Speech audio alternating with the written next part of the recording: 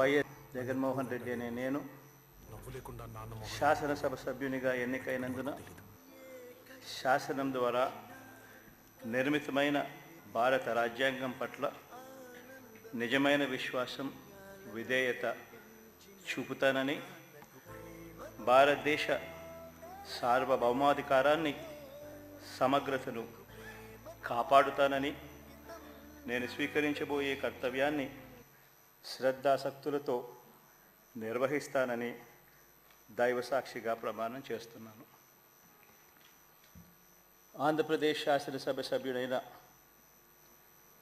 YS Jaganmohan Reddy అనే నేను సభా నియమాలకు కట్టుబడి ఉంటానని, వాటిని అనుసరిస్తానని, సభా మర్యాదలను పాటిస్తానని, సాంప్రదాయాలను గౌరవిస్తానని దైవసాక్షిగా ప్రమాణం చేస్తున్నాను.